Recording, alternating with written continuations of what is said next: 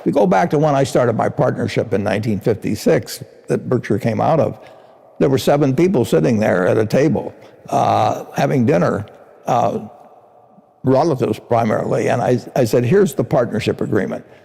It's done under Nebraska law. It's 4 or 5 pages. You don't need to read it. But I said, here's a little half-page, what I call the ground rules. And I want you to read these.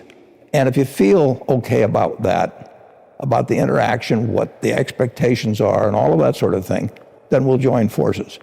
And if you don't, it's fine. Other people have, but we shouldn't be partners. I mean, if I'm going to have a partnership with somebody, I want it to be compatible. It is, and when you have a public company, you can't control who comes in. I can't control some guy that comes in and thinks we're going to pay big dividends or split the stock or something like that. So by my actions and my communications and everything, I want to attract the people that, from the public market, that I want, and I want to keep the others away. Costco was built.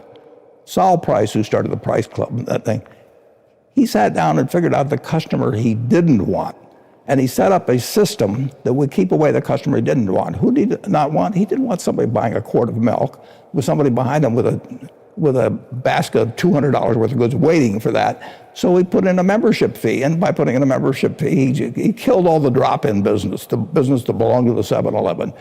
We want Berkshire to keep out people who have expectations about us that are different than ours. I mean, good for them, and I hope they find somebody they fit. But if you're going to run a church, you want your seats to be filled by people that are generally want to listen to your form of religion, and you don't want it to change every week and say, gee, I need a new group, and I'll go out and talk to a bunch of investors and get them to come to my church this Sunday, because there's only so many seats in the church.